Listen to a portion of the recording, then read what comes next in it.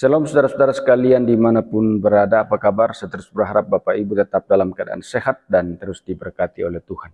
Dalam video ini kita akan dengarkan bersama-sama kisah seorang mualaf yang bagaimana setelah mualaf menghadapi suka duka kehidupan, banyak tantangan, banyak persoalan hidup, tidak merasakan damai, dan lain-lain sebagainya. Betul-betul mengalami suka duka kehidupan yang begitu membuat dia menderita. Dan pada akhirnya ia dijamah oleh Tuhan. Ia lalu kemudian kembali kepada Kristus, terima Yesus sebagai Tuhan dan Juru Selamat. Luar biasa, kita percaya bahwa Tuhan sendirilah yang sudah menetapkan untuk menjadi pengikutnya, untuk menjadi seorang yang sudah diselamatkan oleh Tuhan. Sehingga kalau Tuhan yang sudah memilih, kalau Tuhan yang sudah menetapkan, tidak ada seorang pun yang akan menggagalkan, tidak ada seorang pun yang akan menghalangi. Seperti apa kisah lengkapnya saudara-saudara, kita saksikan bersama-sama.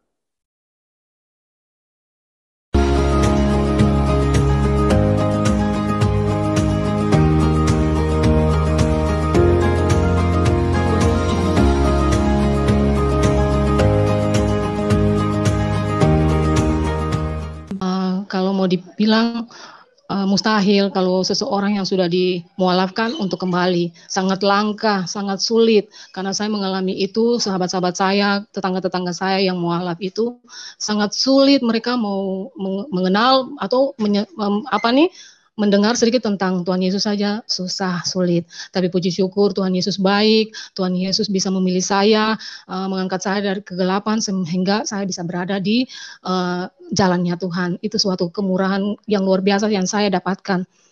Terima kasih saya ucapkan untuk kesempatan yang diberikan buat saya. Saya percaya ini bukan karena semata-mata kekuatan kami, tapi inilah kuasa Tuhan untuk saya bersaksi di malam ini. Dan tujuan saya bersaksi bukan karena ada sesuatu, saya ingin menyampaikan berita sukacita dari Tuhan, bahwa Tuhan Yesus tidak pernah meninggalkan seseorang, walaupun sudah di lubang yang paling gelap, paling dalam pun, Tuhan Yesus selalu menunggu, Tuhan Yesus selalu menunggu kita untuk kembali, karena kita anak-anak yang dibilang mualaf itu seperti anak-anak yang terhilang.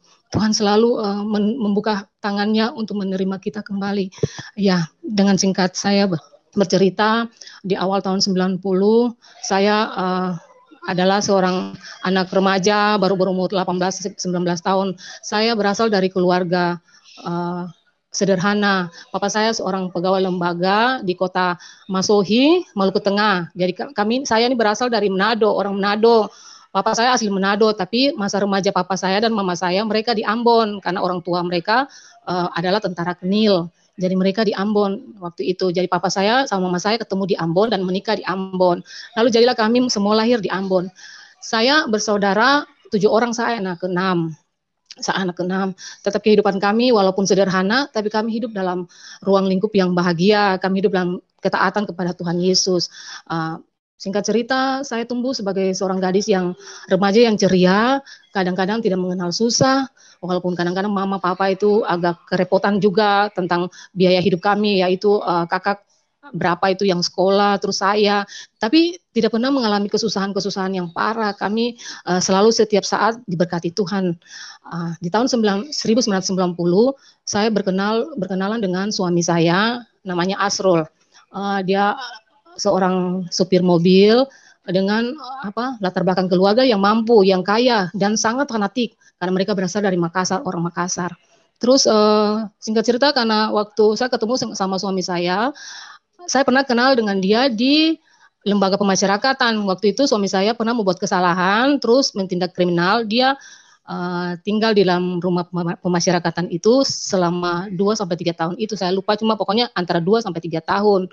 Lalu kami kenal situ, jadi di keluarga besar saya kenal dia. Orangnya pokoknya dibilang serba bebas, hidupnya serba bebas, punya latar belakang yang bebas. Tapi entah kenapa, waktu saya duduk SMA kelas 2, awal-awal saya masih sekolah SMP sama SMA kelas 1, saya jadi remaja yang biasa-biasa saja. Malah saya itu malas keluar.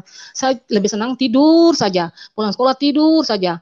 Biasa saya tidur dari pulang sekolah itu jam 2 sampai biasa jam 6 saya belum bangun-bangun karena saya senang tidur. Itu berbeda setelah saya mengenal suami saya. Di tahun 90 itu, tahun 89 akhir, saya mulai mengenal suami saya. Di situ perubahan sangat gratis. Saya suka keluar, suka membohongi orang tua saya, cuma untuk bertemu dengan suami saya. Jadi di tahun 1990, akhirnya saya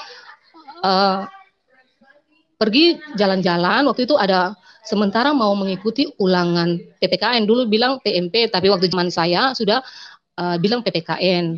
Terus saya ini pergi disuruh guru tugas untuk kerja tugas PPKN. Sampai di sana setelah selesai kerja, suami saya sudah menunggu di terminal, Lalu saya disediakan tempat duduk di depan. Akhirnya saya jalan sama suami saya itu keliling kota tempat tinggal saya, kota Masohi namanya. Keliling sudah jam 7 saya belum pulang, sedangkan mama saya ini kalau jam segitu belum pulang, aduh mati sudah, paha-paha ini biru, dicubit sampai puas-puas. Cuma mama itu nggak pernah mukul pakai rotan. Kalau mama marah, dia cubit aja. Jadi saya udah takut pulang. Akhirnya tidak pulanglah saya tidak pulang dengan suami saya, tidak pulang. Akhirnya kita bermalam dari rumah satu ke rumah satu sampai kurang lebih 4 hari. 4 hari itu saya dicari mama karena tidak ketemu saya dicari sama polisi. Kebetulan polisi itu keluarga dari Manado yang tugas di Masohi. Saya disuruh dicari, ketemu, saya dibawa pulang. Tapi mama tidak marah, tidak pukul. Begitu juga papa tidak pukul, tidak marah. Mereka diam aja karena mungkin mereka takut saya lari lagi. Jadi mereka tidak marah, tidak pukul. Singkat cerita, karena lihat keadaan saya yang seperti orang bingung, kerjanya cuma duduk bingung, merenung, akhirnya mama sama papa mengambil keputusan saya dipindahkan di ibu kota provinsi. Ibu kota provinsi yaitu Ambon. Saya sekolah di Ambon. Tetapi saya baru sebulan di Ambon, suami saya sudah ikut saya ke Ambon lagi. Bawa ke Ambon. Saya dibawa dari Ambon bawa ke Masohi lagi. Sampai di Masohi itu saya dititipkan di rumah Bapak Imam di daerah saya situ, agak sedikit, kira-kira 3 kilo, 4 kilo dari tempat tinggal suami saya.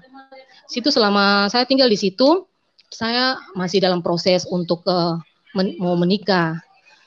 Di situ saya nggak ada punya pikiran lagi tentang siapa Tuhan, siapa itu Kristen. Saya sudah kayak orang bingung, sudah seperti orang yang kasmaran, sudah susah dibilang sekali.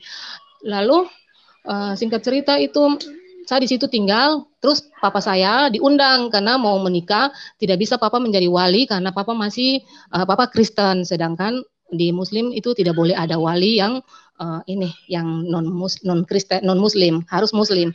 Jadi saya menikah, saya disuruh naik sidang waktu itu. Papa saya hanya datang sebagai mengikuti undangannya saja. Di dalam persidangan akhirnya papa saya mengizinkan, terus diminta waktu itu maharnya, karena dibilang begini, Papa Roring punya anak cantik, jadi nanti dibayar maharnya, itu hartanya nanti dibicarakan setelah menikah. Setelah menikah baru saya pun harta itu dibicarakan mau dibayar berapa, mau dikasih naik berapa gitu. Tetapi setelah saya menikah sampai detik ini, sampai kedua orang tua dua belah pihak meninggal, tidak ada itikat bahwa saya itu harta saya itu dibayar, sampai sekarang tidak. Tapi waktu mama mulai sakit-sakitan, mertua saya mulai sakit-sakitan, akhirnya mama bilang, ya biar sudah, tidak usah ingat-ingat itu. Singkat cerita, waktu itu setelah tahun 1990, akhirnya saya menikah di muka mau ada peringatan kematian Tuhan Yesus. Waktu itu sebelum kematian Tuhan Yesus mau dirayakan itu, saya sudah masuk Islam. Jadi saya itu seperti orang yang menyalibkan Tuhan begitu. Karena pas di saat Tuhan mau disalibkan, saya duluan salibkan Tuhan. Itu. Di situ tapi saya kayak seperti orang yang belum, tidak punya pikiran, tidak punya akal sampai ke situ. Lalu saya akhirnya diislamkan. Saya diislamkan itu, saya dimandikan dengan air sebak. Itu baknya minta ampun besarnya, airnya penuh sampai dimandikan sampai setengah. Gigi saya dipatahkan itu duril jeruk yang panjang itu, baru gigi saya dicopot dibikin sama duri jeruk itu, sampai gusi saya ini semua pada berdarah. Terus dimandikan juga sama itu batu merah, ditumbuk kasih halus, baru saya dikasih batu merah. Lalu setelah saya dimandikan, saya dibawa masuk ke kamar. Dalam kamar itu waktu itu ada ibu-ibu, ada 4 orang apa 5 orang gitu. Jadi satu megang paha saya sebelah, satu megang yang sebelah lagi. Terus saya kepala dikasih gini. Saya seperti orang mau disiksa saja. Lalu mereka nggak tahu model bagaimana, tiba-tiba saya menjerit karena sakit sekali. Entah itu apa, saya dibikin apa, katanya saya disunat, tapi nggak tahu itu model apa, pedih sekali, sakit sekali, saya sampai berteriak. Setelah saya disunat itu, saya kembali ke ruang duduk, ruang tengah, disuruh baca kalimat syahadat. Suruh dibaca 2 kalimat syahadat. Terus saya gini dibilang, sekarang Dewi ganti nama ya, bukan nama yang kemarin, sekarang kamu nama Dewi Upawati. Ya saya pun nama itu, nama muslim itu Dewi Upawati. Jadi waktu itu ada saksi saya tuh tetangganya Bapak Imam. Dia bilang, ini sekarang orang tua kamu. Kalau orang tua yang melahirkan kamu itu sudah bukan menjadi orang tuamu lagi. Yang ini sekarang menjadi orang tuamu sekarang. Dia ini menjadi orang tua saya. Saya bingung, kok bisa begitu? Masa mama saya, papa saya membesarkan saya, mereka dibuang begitu saja. Tapi karena saya lagi kasmaran, biar sudahlah. Itu singkat ceritanya begitu. Terus ini saya waktu masa proses pernikahan itu, orang tua saya, papa saya tidak datang, mama saya, keluarga besar saya tidak ada yang datang, semua tidak ada yang menjenguk saya. Dan sampai berapa tahun kemudian, saya tidak pernah ketemu dengan mama dan papa saya sampai berapa tahun, sampai anak saya yang pertama lahir. Ya, dalam masa-masa pernikahan awal pertama itu semuanya masih baik-baik. Suami saya masih baik, masih menyayangi saya. Dia menyayangi saya sampai dia meninggal, tapi masa-masa itu dia masih sangat baik. Terus masih berjalan baik, saya mulai belajar bagaimana menjadi Islam yang baik. Saya dibelikan buku tuntunan sholat, saya dibelikan Al-Quran untuk belajar ngaji. Akhirnya saya belajar ngaji, saya belajar sholat. Tapi ribet, saya doa sembahyang sholat, setiap sholat doanya lain, tunduk, ruku lain, sujud lain, terus berdiri nanti lain. Saya kayak, waduh repot banget ini, mau dihafal yang mana nih? Saya bilang selalu bilang begitu. Lalu suami saya bilang, ikut aja, kalau nggak belum tahu, sholatnya nanti Allahu Akbar aja, Allahu Akbar aja gitu katanya.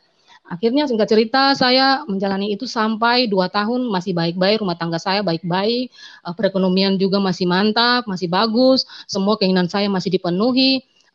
Itu awal masa-masa masih berbahagia. Di tahun 2002 anak saya lahir. Jadi antara tahun 1990 sampai 2002, 2 tahun kemudian baru saya melahirkan anak pertama.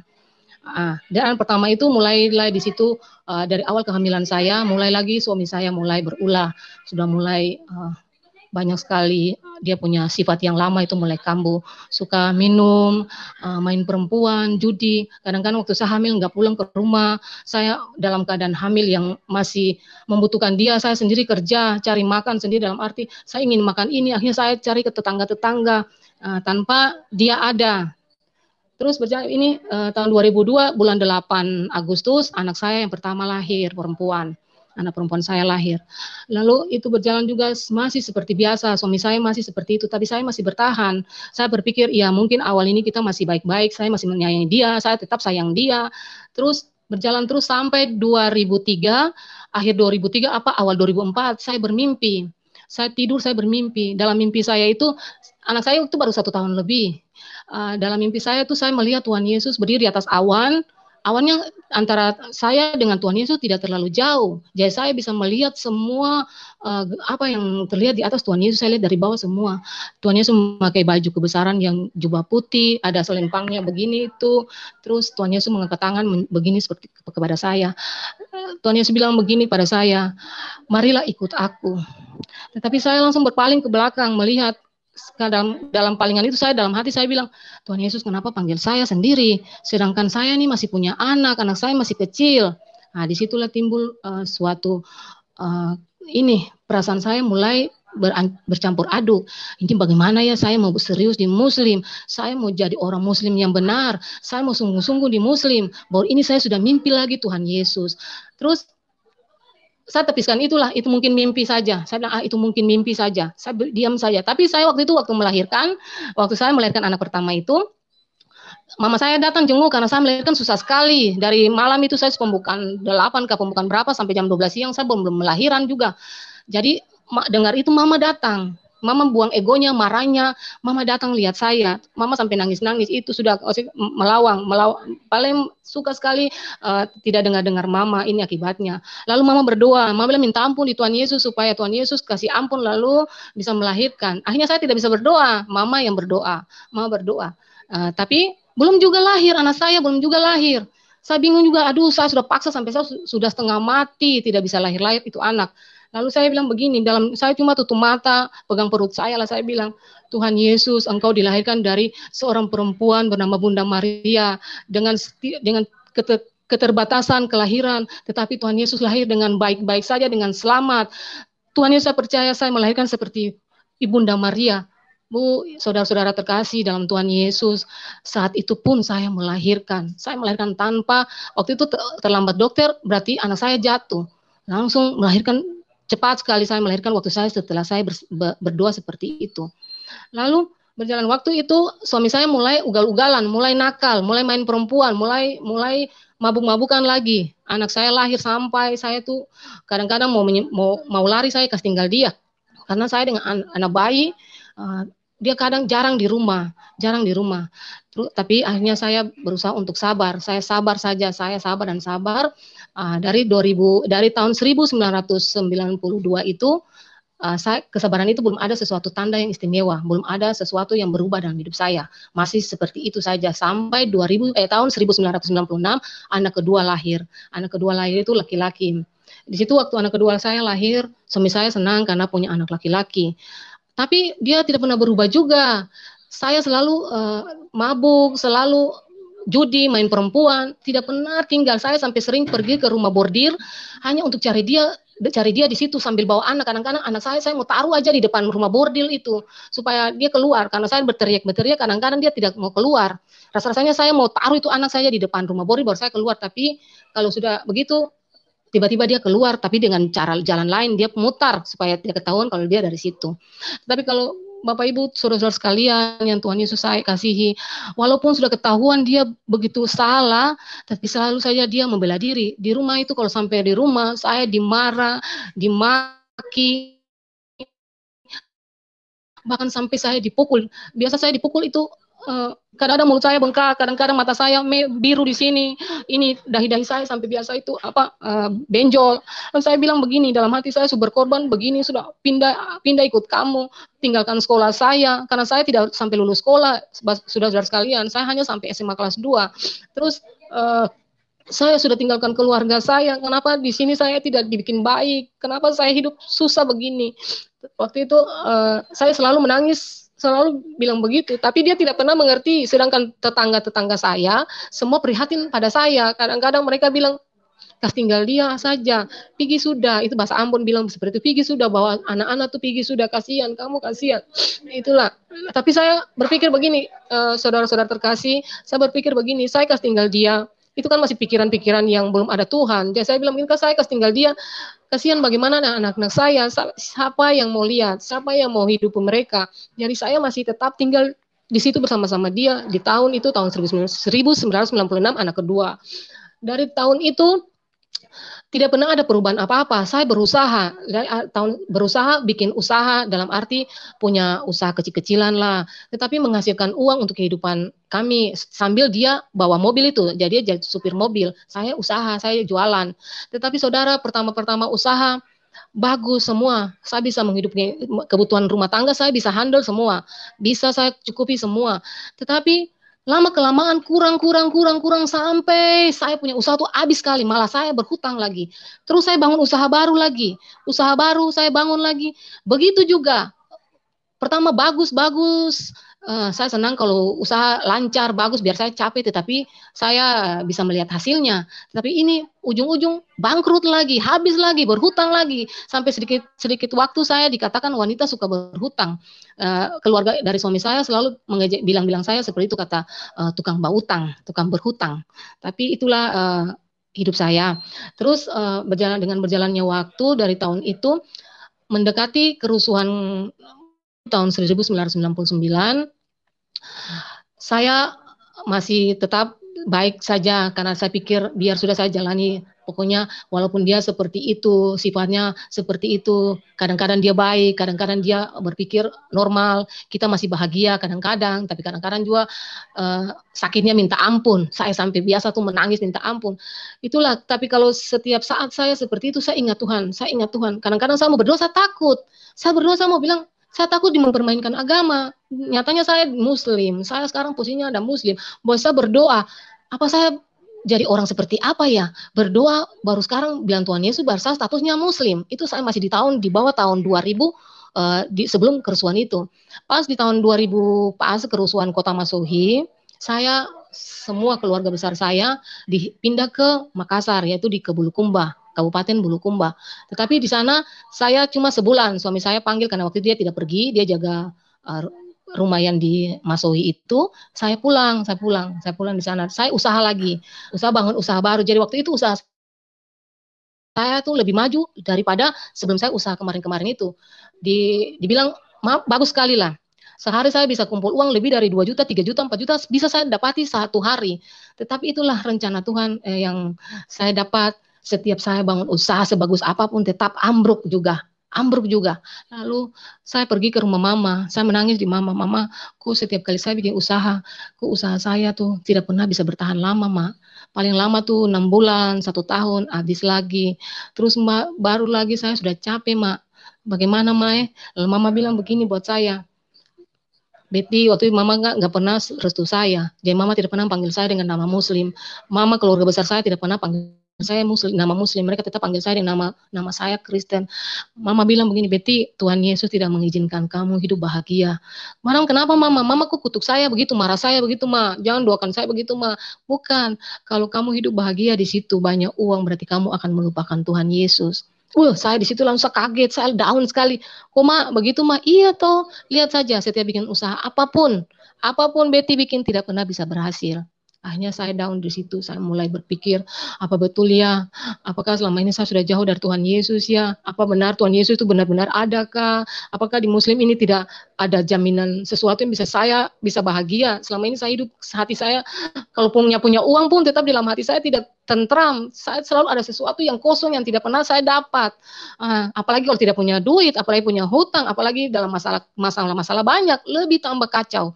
Tapi puji Tuhan, setelah tahun 2000 berlalu, kerusuhan berlalu, setelah saya pulang dari Makassar, saudara-saudara saya ini dari Kristen, tapi mereka Kristen yang notabene, mama saya juga Kristen yang notabene dari liturgi. Jadi mau bilang mereka pemahaman tentang Tuhan Yesus juga tidak terlalu bagus. Dalam arti mereka belum ini. Akhirnya kakak perempuan saya dan adik bungsu saya, kakak saya namanya Deli, sama adik perempuan yang bungsu saya namanya Femi. Mereka berdua itu bukan suatu kebetulan, tapi Tuhan menunjukkan mereka menjadi sesuatu untuk menarik saudara-saudaranya. Saya lupa firman itu, tapi saya percaya satu orang bertobat, seisi rumah dipulihkan itu ya. Jadi saudara-saudara saya itu pindah, mereka di gereja aliran. Di tahun 2006, mereka sangat loyal dengan ibadah mereka. Mereka sangat bertumbuh sekali dalam setiap mereka punya penyembahan dan doa-doa mereka. Terus waktu itu mereka kan tinggal di Ambon, di daerah provinsi. Mereka datang jalan-jalan ke rumah mama saya di Masohi.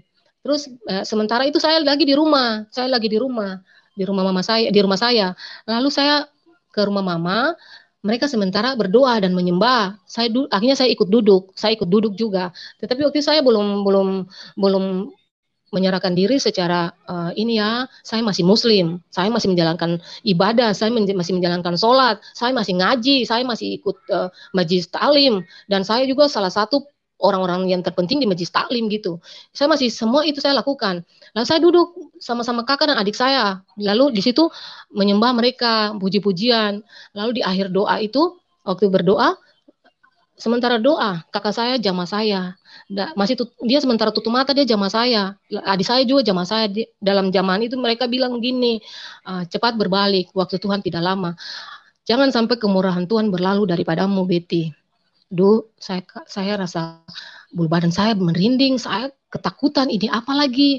Mengapa saya seperti ini? Terus waktu mereka amin, kita sharing, Saya tanya buat kakak saya, kenapa begitu? Lalu kakak bilang begini, bersyukur toh bahwa Tuhan Yesus masih sayang kamu, Tuhan Yesus masih memperingati kamu. Berarti Tuhan Yesus mau bertindak. Kamu bertindak, jangan sampai waktu Tuhan itu tidak ada bagi kamu lagi. Akhirnya di situ sudah saya mulai merubah sikap saya. Saya merubah sikap saya. Akhirnya, tapi saya tetap sholat. Tapi jarang kita sholat di rumah. Saya tuh dengan teman-teman, keluarga, sholatnya di masjid karena rumah saya dengan masjid itu bersebelahan.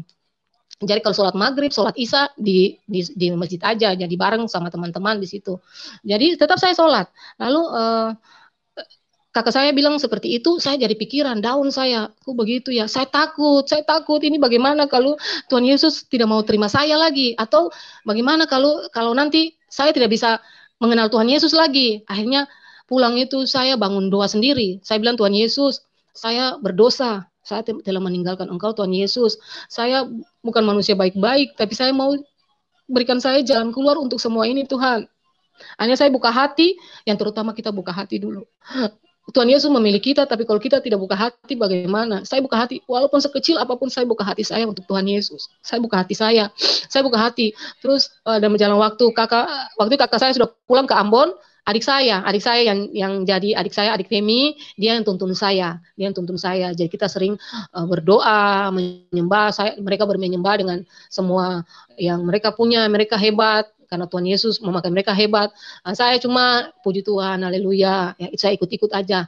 Terus begini, tapi saudara-saudara terkasih dalam Tuhan, saya seperti Bu Asim Malakama, saudara. Karena di sini saya mati, sana saya mati, itu pemikiran saya yang masih belum menerima Tuhan Yesus secara penuh. Jadi saya masih ketakutan. Apa benar saya ini jadi orang seperti apa? Saya Muslim kok, saya masih seperti orang yang mau menyembah Tuhan lagi. Begitu, seperti saya masih masih takut. Terus begini, saudara-saudara sekalian, adik saya bilang, sudah ambil keputusan kalau memang Betty mau menerima Tuhan lagi, harus terima baptisan dan minta pelayanan sebelum menerima baptisan itu. Akhirnya saya buka hati saya benar-benar menerima Tuhan Yesus di tahun 2007. Saya tidak sembunyi dari siapapun saat ini. Saya mengatakan saya menerima Tuhan Yesus dari tahun 2007 bulan Januari. Waktu itu suami saya ada ikut balapan motor, jadi keliling kota Seram, keliling Seram. Seram itu luas sekali di Maluku, saudara terkasih. Jadi suami saya sedang mengikuti itu turnamen itu. Jadi waktu pulang itu dia capek. Saya sempat memberitahukan ketua timnya. Waktu itu Pak Yofer itu dia seorang Kristen. Jadi saya bilang, Pak Yofer, kalau sebentar saya besok pagi kalau bagaimana tolong panggil Cayu dulu jalan-jalan sama Pak Yofer. Dan beliau tanya mau ngapain, kata saya mau ada pelayanan doa. Iya sudah. Akhirnya pagi-pagi itu Pak Yofer sudah datang ke rumah manggil suami saya, mereka keluar. Tapi sebelum keluar dia bilang begini, saya bilang buat dia, saya mau ke rumah mama dulu. Dia bilang, mau ikut enggak? Suami saya bilang, udah nanti kalau habis acara ini sama Pak Yofer, saya ikut ke sana, saya jemput di rumah. Jadi singkat cerita saya baptis hari itu. Waktu saya baptis sama papa saya. Jadi papa saya sudah terima Tuhan Yesus lagi. Kita baptis sama-sama. Setelah baptis itu Tuhan punya kuasa luar biasa bagi kehidupan saya. Saya mengalami suatu mujizat besar dalam hati saya. Yang tadinya hati saya yang kosong, ruang di mana kosong, itu yang selalu penuh dengan ketakutan dan kecemasan, sudah terisi dengan damai sejahtera, saudara-saudara. Itulah luar biasa Tuhan Yesus. Tuhan Yesus sangat baik. Bisa memilih saya. Karena dalam Yohanes 15 ayat 16 Tuhan Yesus berkata, bukan kamu yang memilih aku, tetapi akulah yang memilih kamu. Saya percaya Tuhan Yesus baik, sangat baik, bisa memilih saya. Yang notabene tidak mungkin saya kembali lagi dalam keadaan keluarga Muslim yang ketat seperti itu, yang fanatik seperti itu. Anak-anak saya saja kalau ke rumah ibu saya pulangnya, anak-anak saya dimarah, ditanya ngapain di sana, makan ini ya, makan itu ya, atau ikut sembahyang enggak? Anak-anak kan bingung, mereka kan belum tahu. Ya mereka bilang tidak di sana cuma cerita-cerita sama oma. Itulah luar biasanya Tuhan. Kalau Tuhan mau, Tuhan bekerja buat siapa saja. Tetapi Tuhan minta kita punya hati, kita buka hati. Itu di tahun 2007 itu. Tuhan sangat baik bagi saya. Di tahun 2007 itu anak saya yang laki-laki sudah kelas 5 apa kelas 6 itu. Anak saya yang perempuan sudah SMP. Sudah SMP. Yang tua itu sudah SMP. Tetapi mujizat terjadi. Awal-awal tahun 2007 itu mujizat sangat terjadi bagi kehidupan saya. Saya mengalami banyak sekali mujizat yang Tuhan beri buat saya. Kalau dibilang, dipikir manusia bilang, orang bilang, ah itu mustahil, itu bikin-bikin saya. Tapi ini terjadi buat saya, dan saya percaya itulah kasih mula-mula yang Tuhan tunjuk buat saya, agar saya tidak saya tidak bisa apa macam seperti ragu. Saya tidak ragu, Tuhan kasih sesuatu untuk saya semakin kuat dalam Dia.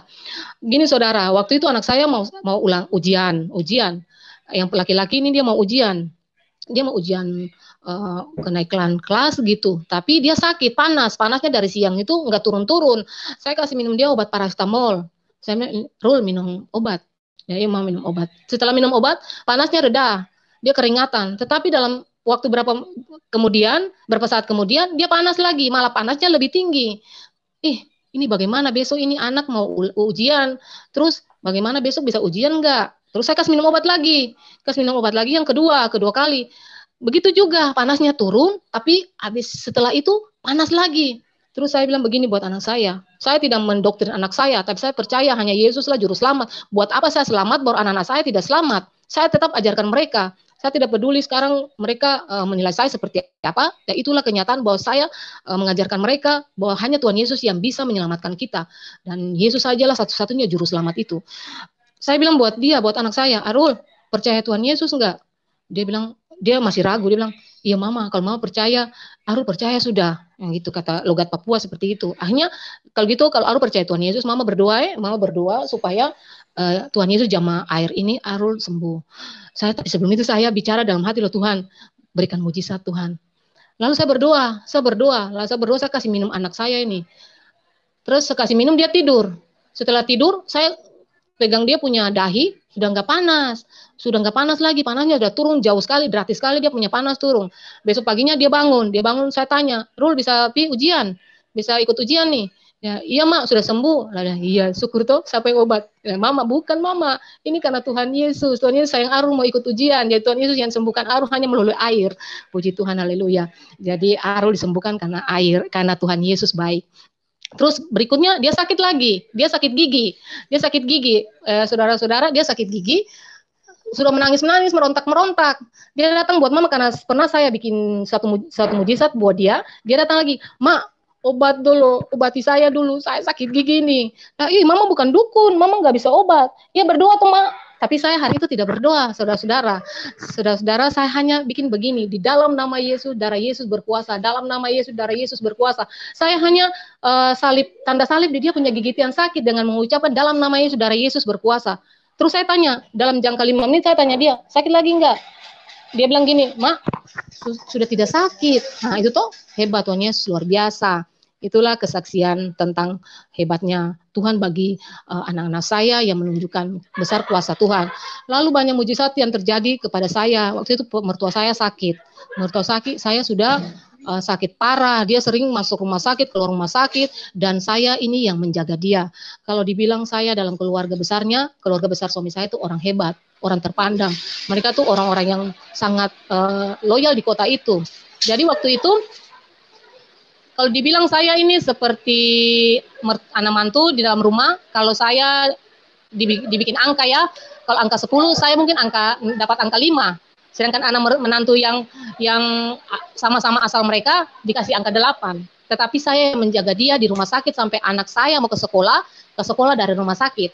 Tapi saya puji syukur saya tidak pernah memikirkan itu. Saya percaya itulah kuasa Tuhan buat saya bisa berbagi melayani mertua saya. Pas waktu itu suami saya sudah almarhum mertua saya sudah dalam arti sudah nggak bisa lagi nih, sudah nggak bisa masuk rumah sakit, sudah parah gitu. Lalu saya berdoa, malamnya saya berdoa, saya bilang Tuhan Yesus sembuhkanlah mertua saya. Setidaknya berilah dia kesempatan untuk mengenal Engkau, berilah keselamatan bagi dia Tuhan Yesus. Lalu saya buka Alkitab, saya baca Alkitab. dalam Alkitab itu saya lupa firmannya di mana, tapi saya mengingat firman itu sampai detik ini, dan saya selalu mengulang-ulang buat anak-anak saya. Dalam firman itu berkata seperti ini, aku telah mendegilkan mata dan hati mereka. Waduh, saya baca firman itu saya jadi takut, jadi kasihan ini bapak mertua saya bagaimana, tidak punya kesempatan mungkin. Lalu saya tidur, langsung saya tidur. Habis baca firman itu saya tidur. Dalam tidur saya mimpi, di rumah itu rame sekali, rame banyak orang. Terus ada yang bilang, ya Bapak meninggal, Bapak meninggal, Bapak meninggal. Ada yang nangis-nangis sampai saya juga kayak mau nangis-nangis dalam tidur. Kaget bangun gini, ada yang manggil. Saya kaget bangun itu kayak ada yang manggil saya. Kata Kak Dewi bangun dulu, bangun. Saya keluar gini, kenapa? Mari lihat Bapak di sebelah dulu sudah koma. Bapak sudah tidak bisa bikin apa-apa lagi. Lalu saya waktu sementara bangun itu saya bilang begini, Bapak ini umur panjang karena mimpi orang meninggal berarti dia hidup. Dia umur panjang. Gitu pikiran saya seperti itu. Lalu saya pergi ke sebelah, ke rumah mertua, saya lihat begini, aduh sudah parah, Bapak sudah tidak bisa, sudah mulutnya sudah terbuka, napasnya sudah hanya dari tenggorokan. Tapi Bapak bertahan sampai besok paginya, baru Bapak meninggal. Lalu saya bilang, waduh mimpi saya jadi kenyataan. Kenapa mimpi saya jadi kenyataan? Bukannya mimpi orang meninggal itu orangnya umur panjang. Nyatanya tidak, bapak mertua saya meninggal. Itu mujizat mimpi yang saya dapat. Terus kedua kalinya semujizat mimpi lagi, saya kan ada pengurusan kredit di salah satu bank. Notabene saya ke sana, surat-surat sudah lengkap, saya suka masuk proposal, saya punya jaminan sudah, tetapi sampai 2 minggu berturut-turut itu saya belum dipanggil-panggil untuk menghadap apa saya punya ditolak atau diterima, tidak juga. Terus malam itu saya mimpi, saya tidur saya mimpi. Saya mimpi, dalam mimpi saya itu saya pergi ke kepala kredit, di sana kepala kredit panggil saya. Lalu dikasih pulanglah map saya dikasih pulang. Waktu map saya dikasih pulang itu, saya dari kepala kredit itu saya jalan nangis sampai di luar. Itu semua orang nasabah-nasabah yang ada dalam ruang itu melihat saya dengan penuh tanda tanya. Saudara terkasih dalam Tuhan Yesus, bukan karena apa saya berbicara ini, tapi inilah mujizat yang Tuhan beri buat saya. Itu terjadi seperti mimpi yang saya alami. Jadi kejadian yang mimpi itu tidak ada kurang, semuanya benar seperti itu. Aduh, saya menangis, saya ambil map saya keluar yang menangis sampai di luar, sampai saya terisak-isak sekali. Kayak saya kecewa, bagaimana kok saya sudah setengah mati, urus surat-suratnya, saya sudah bolak-balik, mengeluarkan biaya, kok saya punya punya permintaan ditolak. Itulah mimpi saya yang selalu jadi kenyataan. Dan mimpi yang berikut juga, saya mimpi tetangga saya sakit, waktu dia sakit banyak, saya mimpi dia meninggal. Dia meninggal lagi. Saya bilang, aduh Mama Ade ini meninggal lagi ke apa ini? Saya mimpi Mama Ade, saya panggil dia Mama Ade. Mama Ade meninggal ini. Nyatanya tidak, sampai sebulan itu dia tidak meninggal. Malah dia kondisinya bagus, normal. Aduh, syukur banyak, berarti Tuhan Yesus mimpi itu tidak benar. Berarti dia sehat-sehat saja, nanti dia sembuh nanti ini. Saudara terkasih dalam Tuhan kita Yesus Kristus, itu salah semua. Sebulan kemudianlah dia meninggal. Berarti mimpi saya benar juga. Itulah awal kemurahan Tuhan yang Tuhan kasih buat saya, anak-anak saya diberi kesempatan untuk memberi mujizat-mujizat yang Tuhan beri buat saya. Terus begini, dengan berjalannya waktu, anak saya Arul ini waktu itu dia mulai kelas 6, semua persiapan mau masuk SMP. Dia itu anak saya yang tertua, kita panggil Kakak Ca. Nah, anak saya Arul ini yang paling sering bertanya. Kalau kakak ini enggak, dia suka dengar aja. Kalau saya jelaskan, dia dengar saja. Tapi kalau adiknya nih paling suka nanya. Dia nanya gini, Mak, Mama percaya Tuhan Yesus, memangnya hebatnya di mana, Mak? Maksudnya kenapa Mama milih Tuhan Yesus? Anak-anak saya diajar untuk sholat, untuk ngaji. Mereka tuh telaten sekali untuk melakukan itu. Kalau tidak puasa, kalau tidak melakukan itu, mereka dimarah sama mertua saya, ipar-ipar saya, bahkan sama suami saya. Mereka sering dimarah. Saya dibilang dasar turunan Kristen, tidak mau ajar anak-anak. Jadi saya juga jadi marah. Ya kalau mereka tidak ngaji, saya marah. Kalau mereka tidak sholat, saya marah. Ayo cepat mengaji, nanti Mama yang dapat marah. Ujung-ujungnya Mama yang kena salah. Jadi cepat mengaji, ayo cepat ngaji. Gitu. Jadi dia tanya saya seperti itu. Dia tanya saya, Mak, kenapa Tuhan Yesus itu Mama milih Tuhan Yesus?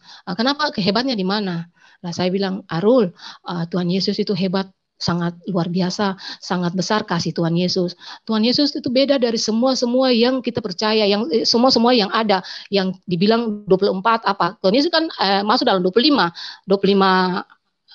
ini. Sedangkan Tuhan Yesus itu punya kelebihan lebih daripada mereka. Nah, dia tanya kelebihan Tuhan Yesus apa, Mama? Saya bilang begini, Tuhan Yesus itu bisa membangkitkan orang mati, bisa menyembuhkan orang buta, bisa buta sampai itu buta dari lahir, Tuhan Yesus bisa sembuhkan. Orang lumpuh Tuhan Yesus bisa sembuhkan. Yang hebatnya, yang Tuhan kita hargai Tuhan Yesus itu Tuhan yang sangat luar biasa. Tuhan Yesus tidak menikah, tidak mengumbar hawa nafsu. Tuhan Yesus Maha Kasih, mengajarkan kita kasih. Kalau pipi kanan ditampar, kasihlah pipi kirimu. Tuhan Yesus bilang, kasihilah musuhmu. Terus Tuhan Yesus bilang apa lagi? Tangan Tuhan Yesus ini tidak pernah berlumuran darah. Tuhan Yesus tidak pernah menumpahkan darah orang, karena Tuhan Yesus pun tangan ini suci. Itu kelebihan dari Tuhan Yesus, ya Arul. Beda dengan yang mereka yang 24 itu tidak sama satupun mereka tidak punya kelebihan seperti itu. Lalu Arul percaya kalau Tuhan Yesus itu punya kelebihan seperti itu, lalu dia siapa?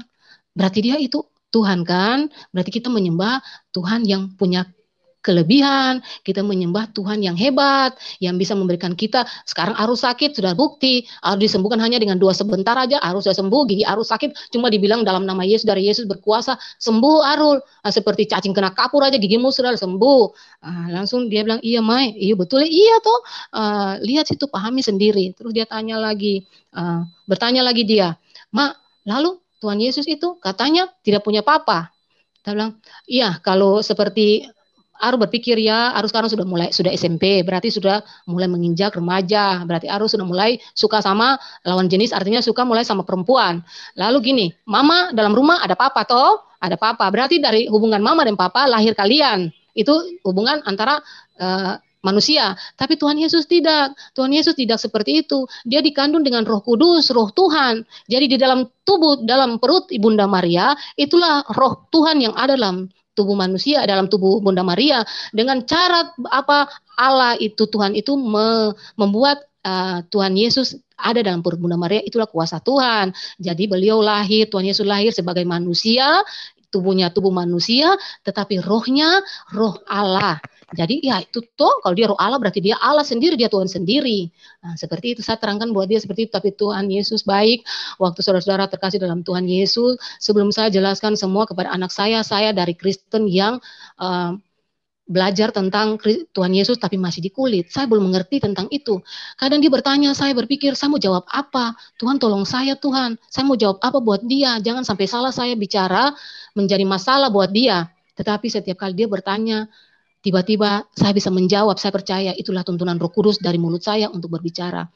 Ya, itu singkat dari anak-anak saya di tahun 2008 ya. Awal itu yang bagus-bagusnya, nikmat-nikmatnya di tahun-tahun seperti itu. Sekarang masuk di masa kesusahan. Ya, ini yang dibilang masa Tuhan Yesus sudah mulai membuat saya bangkit untuk bisa menjadi seseorang yang kuat.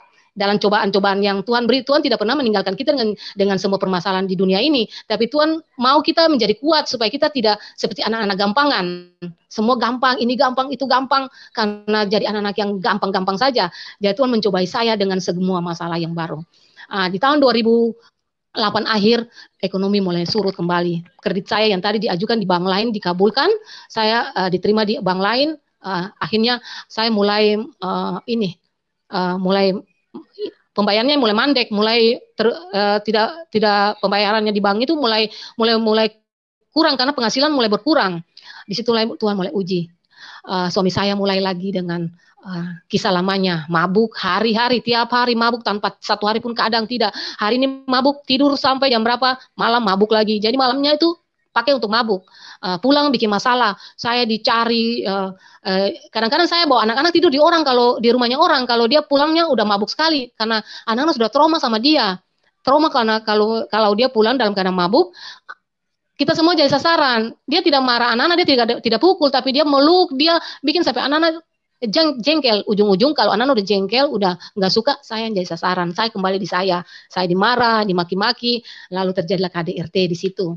Tetapi Tuhan Yesus baik, saya masih bertahan, saya masih setia kepada Dia, karena saya berpikir saya jadi seorang istri walaupun bukan istri dari yang diberkati Tuhan, tapi saya percaya saya mau menjadi istri yang setia agar nama saya tetap baik, orang tua saya yang Kristen tidak buruk namanya karena saya. Ya saya tetap setia untuk dia. Lalu berjalan waktu itu rumah tangga saya dalam masa paceklik sekali, masa susah-susahnya. Mulai dari ekonomi, suami saya mulai tidak bisa diurus. Di tahun 2009 saya bertengkar dengan dia, bertengkar hebat sekali. Waktu itu saudara, dia pergi minum, mabuk lagi. Pulangnya nggak tahu itu ceritanya seperti apa, saya sedikit lupa.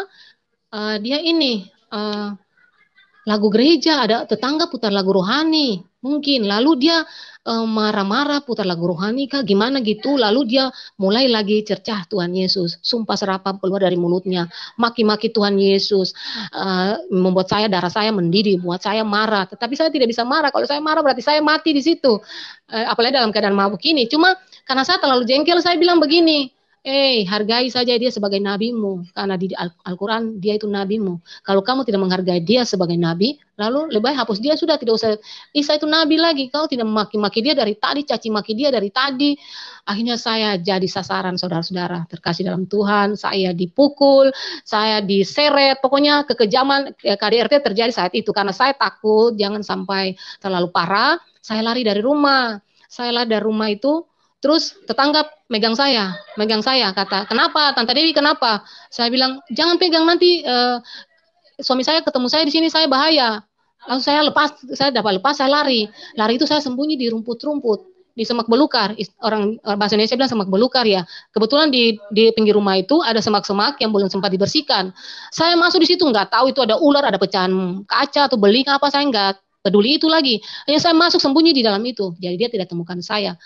Terus saya dengar tidak ada ribut dalam rumah lagi. Dia sudah tidur. Setelah dia tidur, saya suruh anak saya yang tertua buka pintu samping. Saya masuk dari situ. Setelah saya masuk di situ, saya membenahi pakaian-pakaian saya. Saya berpikir saya harus tinggalkan dia. Waktu itu anak saya sudah ada di tahun 2002. Saya sudah melahirkan anak yang ketiga. Lalu saya pergi ke rumah mama saya, pagi harinya saya pergi ke rumah mama, saya bilang, Mama, saya mau ke Ambon. Mama bilang, yuk, sudah, daripada nanti ribut terus, akhirnya saya pergi ke rumah kakak saya di Ambon, saya tinggal di kakak saya, terus kakak bilang begini, mau ke Bitung kak, mau pergi ke Manado ke Seng, saya mau ikut ke Manado ke Seng, itu bahasa Ambon ya saudara, artinya mau ikut enggak ke Manado. Nah, saya bilang iya mau, saya mau ikut. Akhirnya berangkatlah saya bersama kakak saya ke Manado. Sampai di Manado selama 2 minggu lebih saya tidak punya hubungan apa-apa sama suami saya. Artinya tidak ada hubungan telepon, tidak ada hubungan kabar-kabar apapun. Cuma saya sering dengar informasi bahwa dari adik saya yang dimasuki itu, dia selalu bilang iparnya suami saya ini selalu ancam keluarga saya, katanya mau bakar rumah, katanya mau melempari kedua orang tua saya, terus mau dengan ancaman-ancaman yang luar biasa lah, tapi orang tua saya tidak peduli itu. Terus waktu berjalan saya mengikuti ibadah di Manado, kebetulan ada hamba Tuhan dari Ambon mendirikan gereja di Bitung, tepatnya di Bitung. Saya bergereja di situ. Saya masuk bergereja bersama kakak saya. Waktu ikut pertama bergereja, ibu pendeta, ibu gembala bilang, siapa yang punya masalah, siapa yang punya beban, taruh tangan di dadanya. Lalu saya angkat tangan saya taruh, saya menangis. Saya bilang, Tuhan, saya beban banyak. Saya meninggalkan anak saya 2 di Ambon. Saya nggak tahu itu bagaimana mereka. Saya meninggalkan suami saya walaupun dalam rumah tangga yang penuh dengan penderitaan, saya meninggalkan mereka. Terus saya yang lagi dibilang Islam enggak, Kristen enggak, gimana Tuhan, tolong saya. Lalu saya dijama sama ibu pendeta, kepala saya ditumpang gini. Setelah habis dijama, ibu pendeta maju ke mimbar, beliau bilang begini, Betty, nama Kristen ibu pendeta sebut, Betty, Tuhan tadi berbicara kepada saya melihat ada 2 pintu untuk kamu. Pintu yang besar penuh dengan kemewahan dunia ini, dan pintu yang kecil sangat sempit sekali. Itu ada kemuliaan Tuhan di situ. Tuhan bilang terserah kamu mau pilih yang mana. Tetapi Tuhan mau kamu bertindak untuk untuk iman kamu. Jadi dalam arti berarti Tuhan mau saya bertindak, berarti Tuhan mau saya melakukan lebih, bukan saya harus sembunyi-sembunyi kan saudara-saudara. Itulah saudara-saudara terkasih dalam Tuhan, dalam kesempatan ini saya berbicara sedikit ya. Kalau kita diberi kesempatan untuk memuji Tuhan, menyembah Tuhan, hari Minggu kita ke gereja, bagi umat-umat Kristen, pergunakanlah itu dengan baik, karena saya mengalami itu sangat memprihatinkan. Saya kalau kepingin ketemu Tuhan Yesus, saya ingin berbicara dengan Tuhan Yesus, saya masuk di kamar mandi, saudara. Saya bertelut-lutut situ, saya memuji, menyembah Dia di situ dalam kamar mandi. Terus kalau saya ke gereja, tapi saya tidak pernah ke gereja di Masohi karena daerah situ semua kenal saya. Nanti kalau saya ke Ambon, saya ke gereja di Ambon, itu saya kayak orang gimana, nggak tenang, saya lihat sana, saya lihat sini, kalau saya mau jalan, nggak enak. Jadi saya bilang untuk saudara-saudara Kristen, kalau punya dikasih Tuhan memilih kalian ada di dalam kasih Tuhan, pergunakan itu dengan baik, waktu-waktu kalian dipergunakan dengan baik. Banyak orang yang tidak punya kesempatan seperti itu. Lanjut cerita, saudara terkasih dalam Tuhan, saya di situ 2 minggu kemudian saya punya hubungan telepon sama suami saya, tetapi itu dia menggunakan anak-anak saya sebagai alatnya. Pertama anak saya yang tertua, sampai dia dimarah karena salah ngomong. Anak-anak saya dijadikan perantara untuk bisa berbicara dengan saya. Lalu waktu ketemu berbicara dengan dia marah sekali. Saya lari. Jadi pemikiran tuh saya bakalan tidak balik untuk dia. Lah dia marah, tapi mulai besoknya dia mulai lagi baik-baik dengan saya. Mulai lagi baik dengan saya, bicara mulai baik lagi. Terus singkat cerita, akhirnya kita komunikasi baik. Terus waktu saya masuk gereja untuk hari Minggu berikutnya lagi, ada kesaksian buat saya. Tuhan bilang harus bertindak. Saya harus bertindak. Harus bertindak. Lalu setelah habis ibadah saya tanya, Ibu Gembala itu bertindak dalam hal apa ya? Ya Tuhan mau kau bertindak, maksudnya Tuhan mau kau melangkah, benar-benar melangkah. Jangan berpaling ke belakang. Harus mengakui semua. Jadi waktu saya pulang berpikir, saya mengakui itu seperti apa? Saya harus berbicara seperti apa buat suami saya? Tapi akhirnya saya berkonsultasi bersama kakak dan kakak-kakak saya. Ya terserah, itu semua berpulang pada Betty. Kalau Betty mau berterus terang, berarti harus terima komitmen. Tapi kalau Betty tidak berterus terang, berarti hidup begini terus. Hanya sebagai orang yang seperti sembunyi-sembunyi lah. Mau puji Tuhan sembunyi-sembunyi begitu. Hanya saya punya komunikasi malam itu dengan dia. Saya telepon dia. Saya bilang begini, saya tidak bisa pulang lagi ke Masohi karena saya sudah masuk Kristen. Saya sudah mengasihi Tuhan Yesus. Saya sangat mengasihi beliau. Saya sangat mengasihi Tuhan sekali. Nah dia marah. Dia bilang, memangnya kau mengasihi Tuhan? Tuhan itu siapa? Tuhan itu suami kamu. Tuhan itu apa kamu? Yang kasih makan kamu itu siapa? Saya, bukan Tuhan. Dia marah, seperti dia marah sekali. Lalu dia bilang, pokoknya saya tidak mau tahu, kau harus pulang. Harus pulang dan kita selesaikan masalah ini. Jadi saya berpikir, selesaikan masalah ini, pasti dia ceraikan saya. Pasti itu, karena keluarga besarnya pasti juga tidak terima saya di situ lagi. Nyatanya tidak. Waktu saya mau tanya sama Ibu Gembala, Ibu Mary, bagaimana Bu? Saya mau disuruh pulang. Lah, Ibu Gembala bilang, pulang, selesaikan masalahmu. Tapi Bu Gembala, gimana saya di sana, bagaimana nanti? Pokoknya ada kekhawatiran, ada ketakutan, pokoknya manusiawi lah saya waktu itu. Beliau bilang begini, Betty pulang, mereka tidak akan bisa bikin apa-apa. Mereka bagaikan singa yang tidak punya cakar dan tidak punya taring. Mereka hanya bisa mengaum. Akhirnya saya pulang. Waktu saya pulang, dia jemput saya di ibu kota provinsi Ambon, di pelabuhan, dia jemput saya di situ. Saudara terkasih dalam Tuhan Yesus baik, Tuhan menjaga anak-anaknya yang benar-benar minta pertolongan kepada dia. Saya pulang, saya berdoa dulu, Tuhan tolong saya, Tuhan saya mau pulang ini, Tuhan bantu saya serahkan semua kepada Tuhan Yesus. Saya percaya Tuhan tidak ada apa-apa dan saya tidak kenapa-kenapa. Benar saudara, saya pulang itu dia tidak satu helai rambut saya pun dia tidak kasih jatuh dari kepala saya. Keluarga besarnya pun yang notabene tahu saya lari ke Manado itu, tidak ada yang marah saya. Tidak ada yang bisa bertanya, kamu kemana? Selama 1 bulan lebih ini kamu kemana? Tidak ada yang bertanya. Terus itu suami saya tidak pernah marah. Malahan dia semakin sayang saya. Kemana saja saya jalan dia ikut. Kemana saya pergi dia ikut. Sekarang kan kayak seperti dia takut kehilangan saya lagi. Tetapi satu titik di mana dia teringat kata-kata saya waktu di Manado itu. Waktu saya telepon bahwa saya bilang saya mengasihi Tuhan itu. Dia ingat itu. Pagi-pagi itu dia ingat itu. Dia mulai marah besar. Marah sampai dia berkelahi, berteriak. Lalu dia ambil gunting, dia mau tikam saya. Tapi saya tidak takut, waktu itu saya tidak takut gunting. Tidak takut gunting, yang saya takut dia menyuruh saya membacakan 2 kalimat syahadat. Saya bilang kalau hari ini dia bilang saya baca kalimat syahadat, saya keluar tanpa satu benang, satu helai apapun yang saya bawa, saya lari ikut pintu samping ini, biar anak satu pun kalau mau ikut-ikut, kalau tidak saya lari sendiri. Tetapi puji Tuhan dia tidak jadi tikam saya, dan dia tidak jadi menyuruh saya untuk membacakan 2 kalimat syahadat. Dia bilang begini buat saya, cepat sudah kalau gitu, kamu bilang itu alhamdulillah. Akhirnya saya bilang alhamdulillahirabbil alamin arrahmanirrahim maliki yaumiddin iyyaka na'budu wa iyyaka nasta'in ihdinas siratal mustaqim siratal ladzina an'amta 'alaihim ghairil maghdubi alaihim waladdallin amin. Lalu nah itu toh sekarang sudah Muslim, kamu bukan Kristen. Saya tidak mau dengan urusan hati kamu, saya tidak tahu apa isi hati kamu, tetapi kamu tetap Kristen dan saya tidak akan menceraikan kamu. Jadi mulai sekarang lakukan seperti apa yang dulu kamu kerjakan. Lalu saya itu kayak seperti gimana mau jalan, mau pergi, kasihan anak-anak, anak yang kakak ini yang perempuan sudah nangis itu, dia SMA kelas 1, dia sudah bilang, masa mama baru datang kok mama mau pergi lagi. Karena saya bicara buat dia, kakak Jaga, kalau bagaimana mama pergi lagi nih, kalau papa paksa mama untuk hal-hal yang seperti itu. Dia bilang, mama jangan tinggal dulu, mama jangan pergi mama. Hanya saya nurut.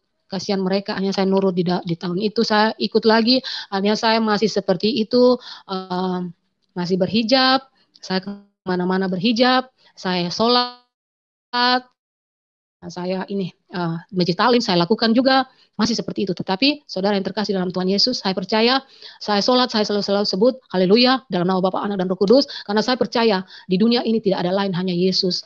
Apapun saya lakukan, walaupun saya berhijab, tapi saya berhaleluya.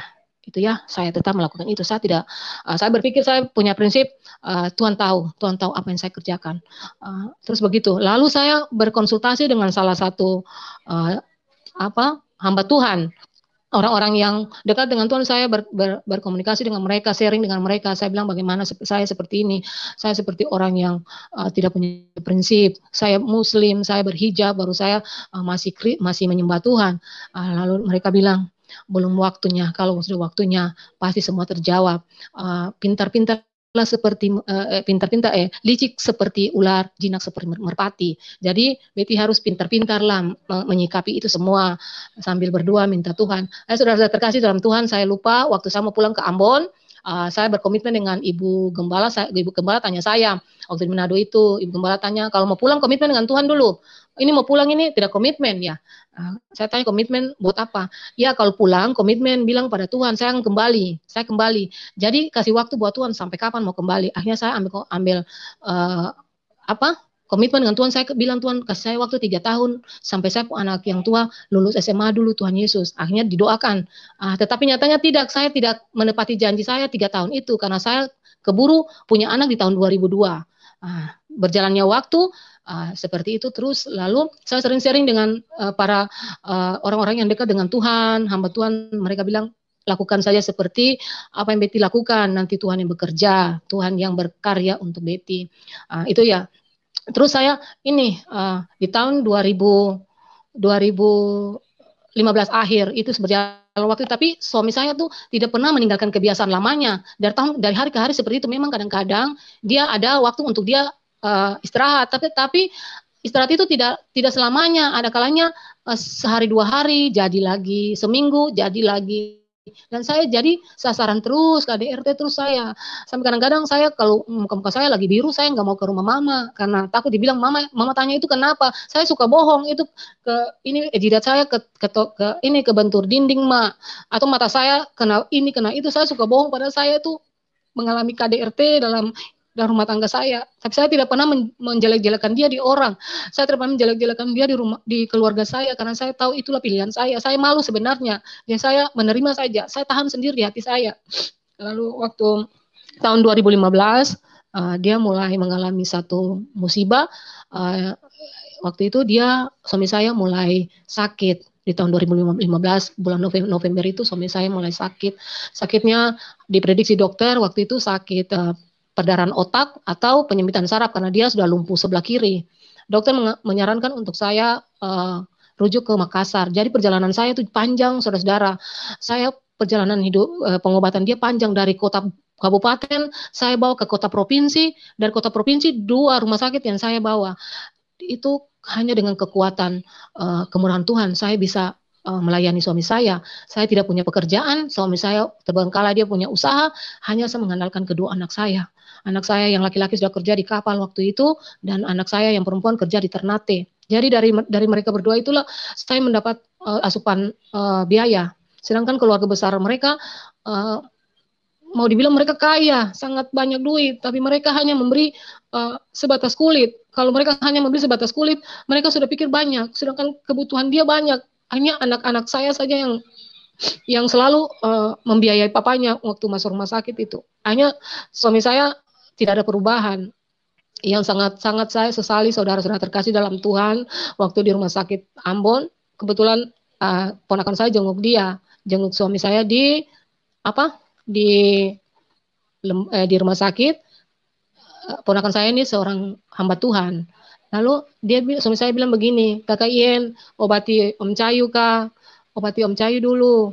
Lalu ponakan saya bilang begini, Om Cayu, Kakak Ien tidak bisa obati, yang bisa cuma Kakak Ien bisa lakukan hanya mendoakan.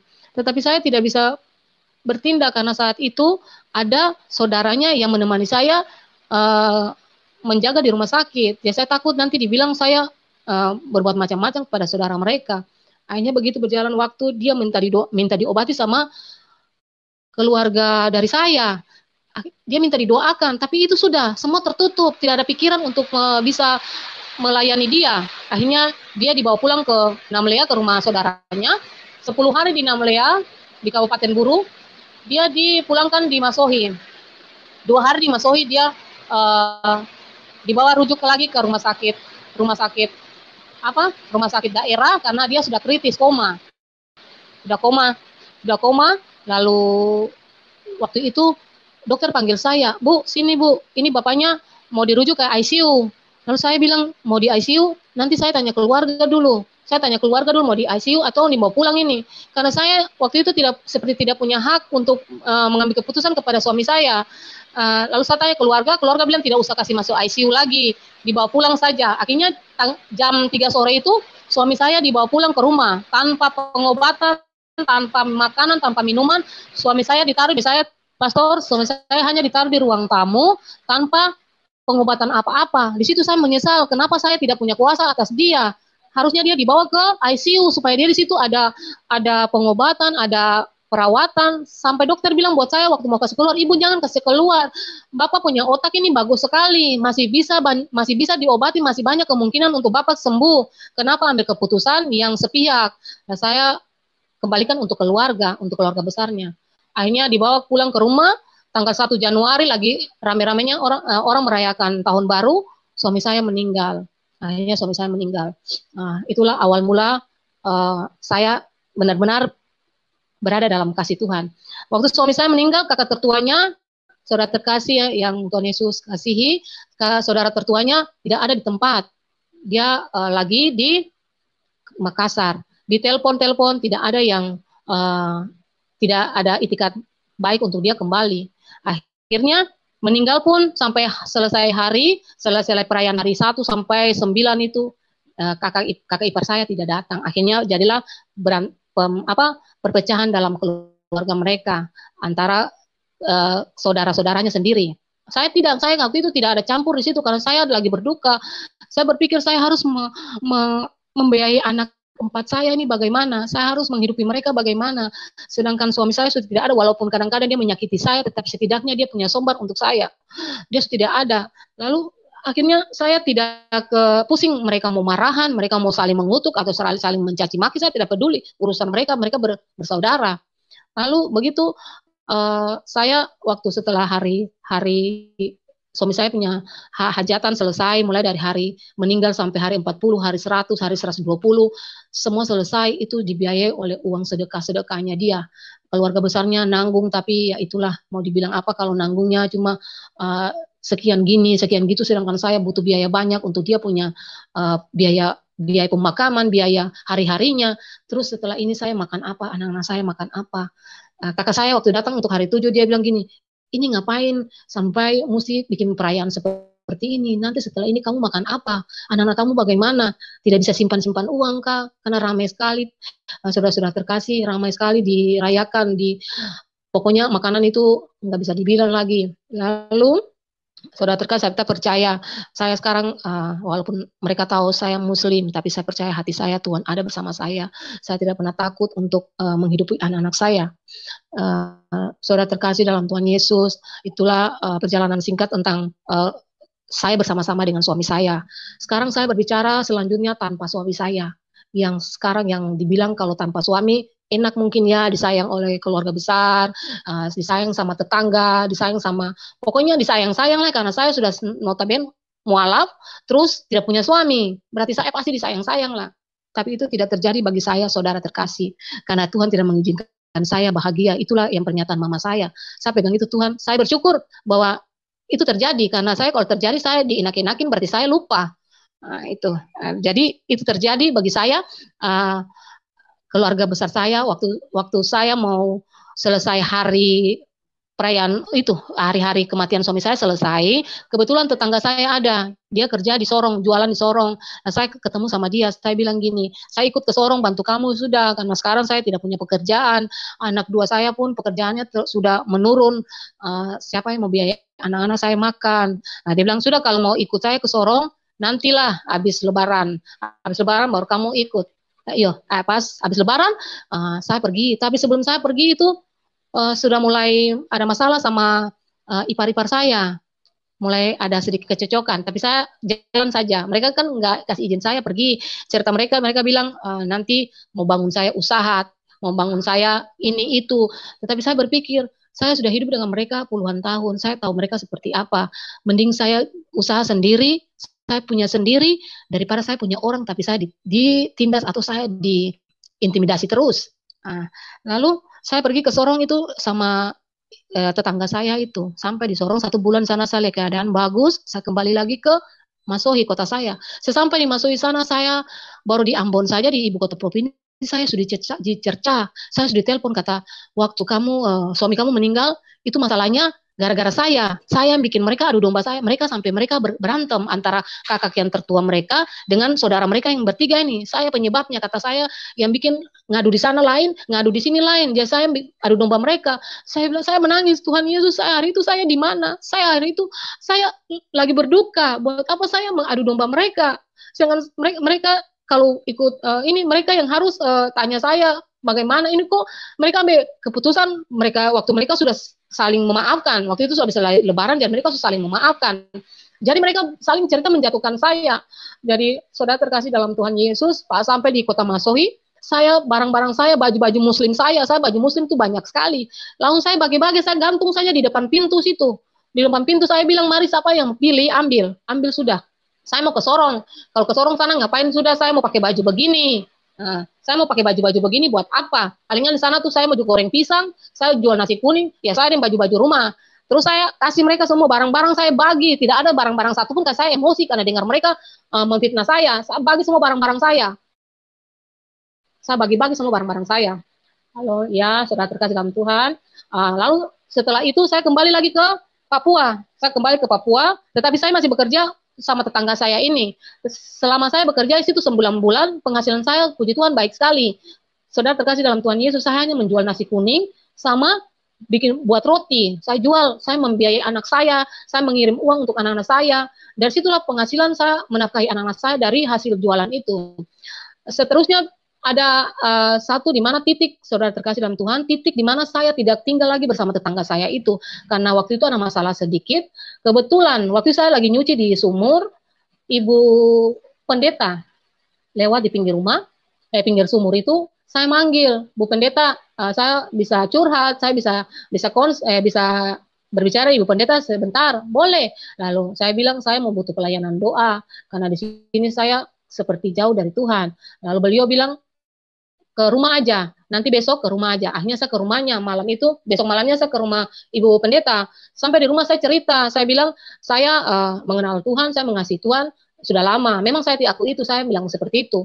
Tetapi ibu pendeta bilang kalau seperti itu, Ibu Dewi mau pelayanan, nanti balik hari Sabtu supaya saya kumpul pelayan-pelayan gereja dulu supaya ini mereka bisa doakan. Tetapi Tuhan bekerja buat saya. Saya tidak jadi pergi karena mulut saya semua kena sariawan. Saya mau berbicara bagaimana mulut saya pecah-pecah semua. Jadi saya tidak jadi pergi. Lalu saya kasih sembako, suruh anak piara saya bawa, bilang sama ibu pendeta bahwa mama tidak jadi pergi karena mama sakit. Lalu timbullah masalah di situ. Ini ibu pendeta ini salah omong, bukan salah omong. Beliau cerita sama tetangga kami bahwa Mama Dewi ini ada curhat, mau minta pelayanan. Tapi tidak salah ibu pendeta bicara seperti itu, tapi salahnya di tetangga saya. Dia cerita sama tetangga yang bawa saya dari Ambon ini, dari Masoi ini. Dia kan Muslim. Akhirnya jadi masalah di situ, masalah besar.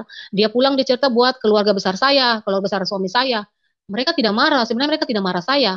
Tetapi saya waktu itu diasingkan dari tetangga-tetangga. Semua tetangga di situ tidak ada yang mau mengenal saya. Mereka lihat saya seperti lihat kotoran anjing. Mereka jijik kepada saya. Karena mereka bilang saya seperti orang pengkhianat, murtad yang tidak perlu untuk bergaul dengan saya. Akhirnya saudara terkasih dalam Tuhan Yesus, saya hanya dalam rumah, terkurung dalam rumah. Waktu saya pulang kampung itu, saya hanya dalam rumah dengan anak saya, tidak tanpa ada tetangga yang ada tetangga sih, ada berapa orang, ada sekitar 3-4 orang tetangga yang masih menerima saya. Itu saja, saya balik ke situ ke sini. Tetapi yang sebesar kampung itu tidak ada lagi yang mau dengan saya, tidak mau berteman dengan saya lagi. Akhirnya saudara terkasih dalam Tuhan Yesus, ipar-ipar saya itu, keluarga besar dari suami saya itu tidak marah, mereka tidak mengintimidasi saya, malah mereka membela saya waktu itu karena ini ibu yang bawa saya ke Papua itu bilang kata saya melakukan kegiatan gereja di kampung itu. Saya bilang memang saya minta pelayanan doa, tetapi saya tidak melakukan kegiatan gereja saat itu di kampung itu. Saya tidak pernah masuk gereja ataupun kegiatan ibadah apapun belum pernah saya lakukan di situ. Itu saya pertahankan itu. Akhirnya keluarga saya semua masih menerima saya. Tapi puji Tuhan, syukur banyak Tuhan Yesus bekerja buat saya. Banyak cobaan yang saya alami, banyak juga gangguan yang saya alami. Tapi Tuhan Yesus masih memberi kesempatan buat saya, bahwa saya harus meninggalkan semua. Jadi saya harus berani untuk meninggalkan semua. Bukan saya bertopeng lagi, saya bertopeng dalam arti saya punya iman Kristen, tapi saya masih berhijab. Lalu akhirnya saya ke Papua mempunyai usaha sendiri. Saya bangun walaupun hanya di Papua itu saya hanya goreng pisang, buat nasi kuning sambil jualan sembako sedikit-sedikit. Tapi puji Tuhan, saya bisa membiayai anak-anak saya bisa mencukupi makan minum mereka, pakai mereka, karena saya percaya kuasa Tuhan luar biasa.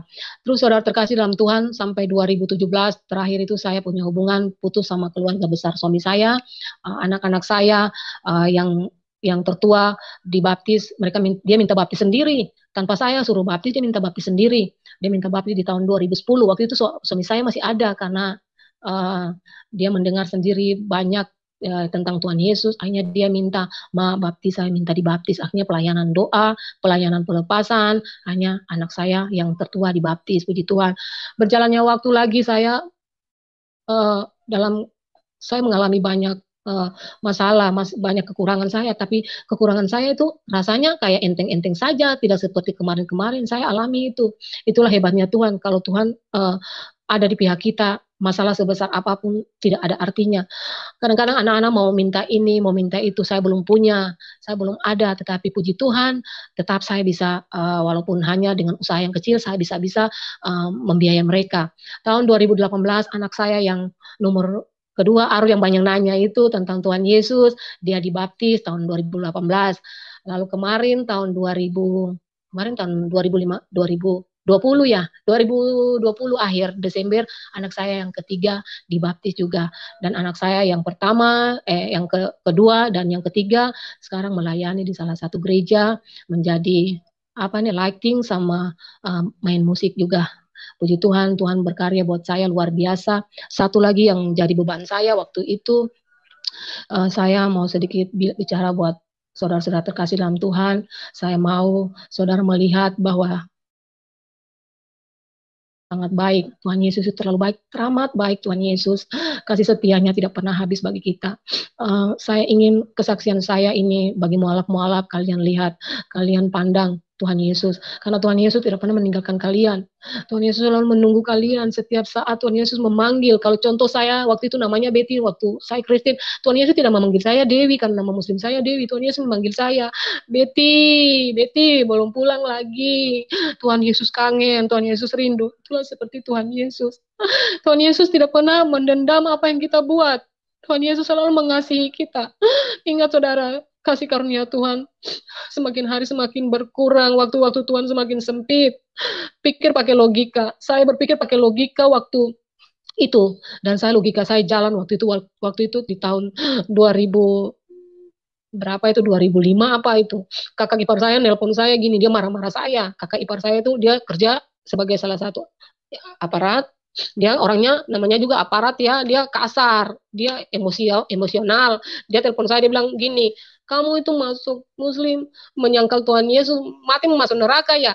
Dia bilang seperti itu. Dia bilang ke Bapak Ino, enggak juga mau. Sama saja waktu itu, waktu saya belum dibaptis itu. Sama aja mau. Sama bagaimana? Kamu itu lihat itu.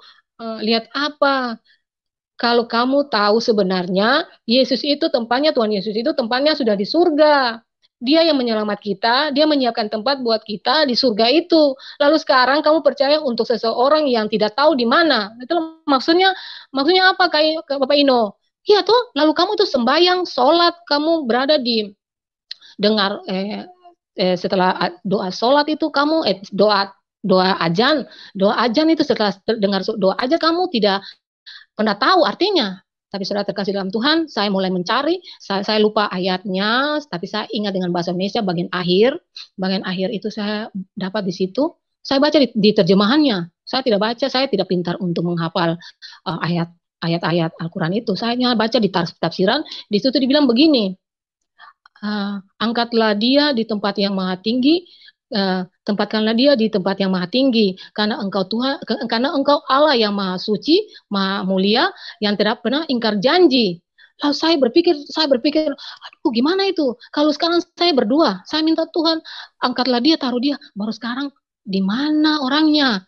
Lalu kalau saya tidak tahu orangnya di mana, terus saya mau di situ, saya bagaimana? Disitulah kontra terjadi antara saya. Saya semakin terpuruk di situ, iman saya semakin kepercayaan saya semakin menjadi-jadi di situ. Saudara terkasih dalam Tuhan Yesus, itu sebagian kesaksian saya. Saya berharap semua mendapat berkat dari kesaksian saya. Demikian video ini saudara-saudara, semoga bermanfaat, boleh memberkati kita, boleh menguatkan kita sekalian supaya kita semakin semangat, semakin kuat, semakin bertumbuh dalam iman kepada Tuhan Yesus Kristus. Jangan lupa terus dukung channel ini saudara-saudara dengan cara like, subscribe, dan share supaya saudara terus mendapat notifikasi video-video terbaru dari saya, dan terlebih channel ini akan terus berkembang ke depan dan menjadi saluran berkat bagi banyak orang. Tuhan Yesus memberkati.